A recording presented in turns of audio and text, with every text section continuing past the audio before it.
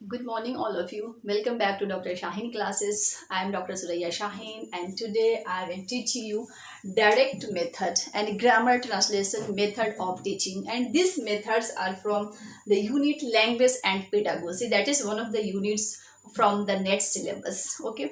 आपके language and pedagogy में बहुत सारे आपको मेथड्स पढ़ने होते हैं, थियरीज पढ़ने होते हैं, कॉन्सेप्ट्स पढ़ने होते हैं. ओके. तो ये जो डायरेक्ट मेथड है और ग्रामर ट्रांसलेशन मेथड है, ये काफ़ी इंपॉर्टेंट है आपके इस यूनिट से, लैंग्वेज एंड पेडागोजी से. ओके. तो चलिए हमें स्टार्ट करते हैं डायरेक्ट मेथड से. डायरेक्ट मेथड और फिर इसके प्रिंसिपल्स क्या क्या है वो मैं बताऊंगी. फिर ये जो डायरेक्ट मेथड है, how direct method of teaching is different from grammar translation method and how their principles are different. I will explain everything here. So direct method of language teaching developed in the late 19th century as a reaction of the grammar translation method. यानी कि जो direct method of teaching है वह develop कब हुआ? वह 19th century में develop हुआ और यह अपोजिट है किसके? ग्रामर ट्रांसलेशन मेथड से. यानी ग्रामर ट्रांसलेशन मेथड भी एक लैंग्वेज टीचिंग है और डायरेक्ट मेथड भी एक लैंग्वेज टीचिंग है, लेकिन दोनों में फर्क है. जो डायरेक्ट मेथड ऑफ टीचिंग है वह क्या है? That is completely opposite to grammar translation method. अब कैसे है हम आगे देखते हैं. So the direct method of language teaching focuses on learning through the target language while rejecting the use of native language and translation entirely. यानी कि जो direct method of language teaching है, that mainly focuses on learning through target language. यानी कि जो learning process है उसमें target language को फोकस करते हुए टीच करना है. यानी कि टारगेट लैंग्वेज क्या है? कि जिस लैंग्वेज को आपको सिखाना है टीचर को, ठीक है, और उसमें यूजुअली आपका फॉरेन लैंग्वेज हो सकता है और आपका जो नेटिव लैंग्वेज है, सपोज हमारा अगर नेटिव लैंग्वेज हिंदी है तो हिंदी लैंग्वेज को अवॉइड करेगा इस मेथड के हिसाब से, और जो टारगेट लैंग्वेज है उसको फोकस करते हुए पढ़ाना है. यानी सपोज अगर इंग्लिश लैंग्वेज पढ़ाना है, English as a foreign language, तो इंग्लिश को फोकस करते हुए पढ़ाना है इसके मेथड से, डायरेक्ट मेथड से, और यूज ऑफ नेटिव लैंग्वेज को अवॉइड करना है. Okay. Hindi, suppose Hindi native language है तो उसको अवॉइड करना है. एंड आल्सो ट्रांसलेशन एंटायरली, यानी कि ट्रांसलेशन को भी अवॉइड करना है इस मेथड के अकॉर्डिंग टीचिंग करते टाइम. ठीक है. तो ध्यान में आपको क्या रखना है? Direct method of teaching says that to focus on the teaching on only the target language and avoids the use of native language and also the translation entirely. यानी ट्रांसलेशन का यूज नहीं करना है, आपको नेटिव लैंग्वेज का use नहीं करना है, सिर्फ फोकस किस पे करना है? तो टारगेट लैंग्वेज पे फोकस करते हुए ही टीच करना है डायरेक्ट मेथड के अकॉर्डिंग. ठीक है. ये ध्यान में रखना है. This method operates on the principle that the learner should learn the new language और foreign language in the same way as a child learns the mother tongue. यानी कि इसमें इस चीज का भी ध्यान रखना है. यह मेथड कहता है कि जब जो लर्नर है इसमें क्या करेगा, कोई भी लैंग्वेज, न्यू लैंग्वेज या फॉरेन लैंग्वेज को उसी तरह से सीखेगा जैसा कि एक बच्चा कैसे अपने मदर टंग को या फिर जो फर्स्ट लैंग्वेज है उसको जैसे जितनी आसानी से सीखता है. जैसे क्या होता है, what happens when you learn your first language, you don't need to learn so many things. आप बहुत इजीली कॉन्सेप्ट्स को, रूल्स को ग्रैस्प कर लेते हैं. अगर आपका फर्स्ट लैंग्वेज हिंदी है तो आप बहुत जल्दी हिंदी लैंग्वेज पे फोकस कर लेते हैं. अगर आपका फर्स्ट लैंग्वेज इंग्लिश है तो इंग्लिश को भी आप बहुत जल्दी ग्रैस्प कर लेते हैं. तो it all depends what is your first language. तो ये मेथड कहता है कि इस तरह से पढ़ाना है फॉरेन लैंग्वेज को जैसे कि आज जो एक बच्चा है अपने मदर टंग को लर्न करता है जितनी आसानी से, यानी बहुत ही आसान तरीके से सिखाना है. So it is also called the natural method and particularly used in teaching foreign language. यानी कि जो डायरेक्ट मेथड है वह उसे नेचुरल मेथड भी कहते हैं. एक बार आपका नेट एग्जाम में ये क्वेश्चन पूछा भी गया था. Direct method of teaching is also called, आपका एक ऑप्शन ये भी था नेचुरल मेथड. सो आपको ये ध्यान में रखना है. और इसका यूज कहाँ हो जाता है? Particularly in teaching foreign language में. Okay. So this is about direct method language. अब हम इसके प्रिंसिपल्स को देखते हैं। Now come to the principle, what the principles of direct method says. Here are principles. Grammar is taught by using an inductive approach. अब जो सबसे important point आपको ध्यान में रखना है कि इसमें जो ग्रामर का जो टीचिंग किया जाता है वो इंडक्टिव तरीके से किया जाता है। कैसे इंडक्टिव तरीके से किया जाता है? तो grammar rules are not directly explains. आपको ग्रामर रूल्स जो है डायरेक्टली एक्सप्लेन नहीं करना होता है इसमें टीचिंग करते टाइम, क्योंकि इंडक्टिव वे से टीचिंग करना है, यह डायरेक्ट मेथड का प्रिंसिपल कहता है। सो इसके जगह पे क्या करता है कि students deduce the rules through repeated uses and teacher led examples. यानी टीचर लेड जो एग्जाम्पल्स होता है स्टूडेंट्स उसको यूज करते हैं और रूल्स को डिड्यूस करते हैं। यानी कि इसमें क्योंकि पहले आपको इसमें रूल्स एक्सप्लेन नहीं किया जाता है, इसमें एक तरह से प्रैक्टिकल वे में किया जाता है learning. Next is teaching is done in the target language. ये मैं आपको पहले ही बताई हूँ कि जो डायरेक्ट मेथड है उसमें जो टीचिंग होती है वह डायरेक्ट लैंग्वेज में ही करना है, यानी टारगेट लैंग्वेज में ही करना है, राइट। टारगेट लैंग्वेज जिस लैंग्वेज को सिखाना है। The use of native language is strictly forbidden in the classroom. यानी कि क्लासरूम में टीचिंग करते टाइम जो नेटिव लैंग्वेज है उस लैंग्वेज को अवॉइड करते हुए ही टीचिंग करना है क्लासरूम में, ठीक है। सपोज नेटिव लैंग्वेज अगर हिंदी है तो हिंदी लैंग्वेज को अवॉइड करना है, अगर और सिखाना किसको है? टारगेट लैंग्वेज को, फॉरेन लैंग्वेज को, अगर इंग्लिश लैंग्वेज को तो इंग्लिश लैंग्वेज पे ही फोकस करते हुए यहाँ पे टीचिंग होगी। This is what direct method says. Third principle is teachers use demonstration, gestures, real objects and pictures to explain new words and concepts. अब टीचर्स जो है वह डेमोन्स्ट्रेशन का यूज कर सकते हैं because it's teaching and teaching requires gestures, demonstrations and to explain so many things, also digital things. So here the teachers can use demonstration, gestures, real objects and pictures. इन चीज़ों का use करते हुए teacher जो है किसी भी words को, concepts को एक्सप्लेन कर रहे हैं, क्योंकि कोई भी वर्ड्स को या कॉन्सेप्ट्स को एक्सप्लेन करने के लिए आपको डेमोन्स्ट्रेशन, जेस्चर्स की ज़रूरत होती ही है, क्योंकि ये आपको हेल्प करता है लॉन्ग टर्म में उसको मेमोराइज करने के लिए। Next principle is focus on spoken English, practical using day to day vocabulary. यानी मैं आपको ये भी बात बताई हूँ पहले कि ये टोटली एक तरह से प्रैक्टिकल है, यानी कि प्रैक्टिस बेस्ड आपको ये लर्निंग है, यानी प्रैक्टिस करेंगे जितना उतना जल्दी आप सीखेंगे। और ये स्पोकन इंग्लिश पे फोकस करता है because its purpose is to teach the foreign language. Direct method का यूज फॉरेन लैंग्वेज में किया जाता है, फॉरेन लैंग्वेज लर्निंग के लिए किया जाता है, तो आपको स्पोकन इंग्लिश जाहिर सी बात है कि आपको उस पर फोकस करना होगा। प्रैक्टिकल वर्ड यहाँ पर है, यानी कि आपको प्रैक्टिकली से करना है, क्योंकि जब आप किसी भी लैंग्वेज को जब आपको सीखना है तो what you do, you have to practice every day. Suppose you want to learn English language and English is not your first language, so what will you do? You will start speaking every day and you will learn new words and you will also learn the grammar, translation, everything, and then you will utilize while speaking. Okay. Next is teaching process focuses on question answer patterns.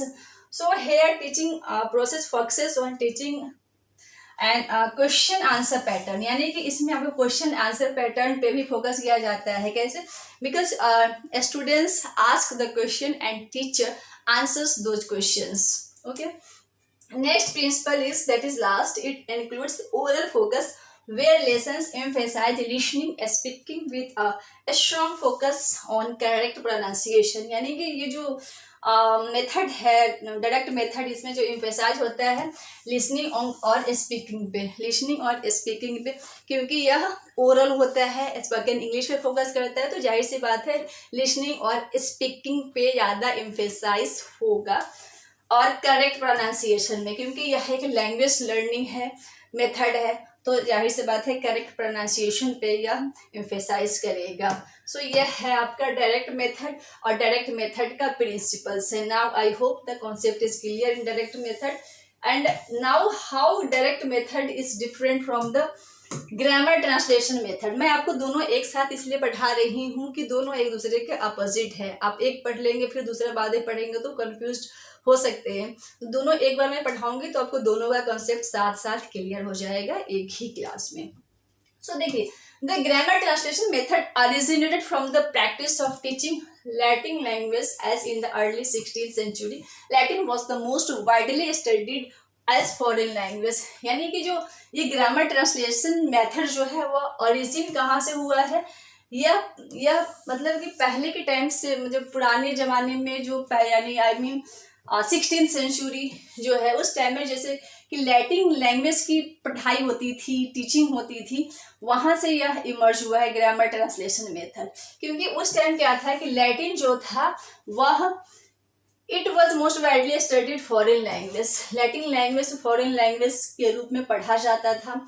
So this method of teaching evolved from the way classical languages, जैसे यानी ये classical languages जैसे Latin, Greek, ये सब है, जिस तरह से उनकी टीचिंग होती थी उसी तरह से इसका, वहीं से इसका इवोल्यूशन हुआ है ग्रामर ट्रांसलेशन मेथड का। अब उसके बाद यह शिफ्ट कहाँ पे हुआ, यह इंग्लिश पर शिफ्ट हुआ, मतलब उसी तरह से इंग्लिश को पढ़ाया जाए। Hence it is also called traditional method of teaching, यानी कि ग्रामर ट्रांसलेशन मेथड को ट्रेडिशनल मेथड ऑफ टीचिंग के नाम से भी जाना जाता है। तो ये भी आपका एक इम्पॉर्टेंट पॉइंट बन रहा है। हो सकता है आपसे ये भी क्वेश्चन एग्जाम में पूछ दिया जाए, which method is also called translation traditional method of teaching, यानी कि कौन से मेथड को ट्रेडिशनल मेथड ऑफ टीचिंग भी कहते हैं। तो ग्रामर ट्रांसलेशन मेथड को ट्रेडिशनल मेथड ऑफ टीचिंग भी कहते हैं। ये भी आपका एक इम्पॉर्टेंट पॉइंट बन रहा है। या फिर आपको घुमा के भी क्वेश्चन पूछ सकते हैं कि which method emerged from the ancient languages, इस तरह से भी पूछ सकते हैं। उसके बाद से है या फिर क्लासिकल लैंग्वेज से इमर्ज हुआ।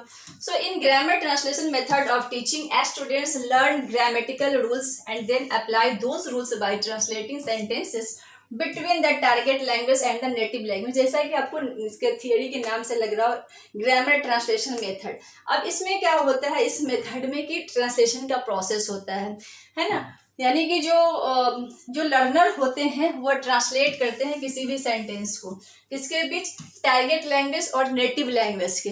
जैसे हम एग्जांपल लेते हैं हिंदी और इंग्लिश की, है ना। हमें सपोज अगर हम लोग को हिंदी आती है तो हमें इंग्लिश सीखनी होती है, तो क्या करते हैं हम लोग ट्रांसलेट करते हैं उसको, हिंदी से हम इंग्लिश में करते हैं, यानी कि हमारा नेटिव लैंग्वेज उसके बीच आता है, फिर हम टारगेट लैंग्वेज में उसको ट्रांसलेट करते हैं। तो ये हमारा क्या हो गया, ग्रामर ट्रांसलेशन मेथड। इसमें जो ट्रांसलेशन सेंटेंस को ट्रांसलेट किया जाता है टारगेट लैंग्वेज और नेटिव लैंग्वेज के बीच में, ठीक है। ये काफी इंपॉर्टेंट पॉइंट है।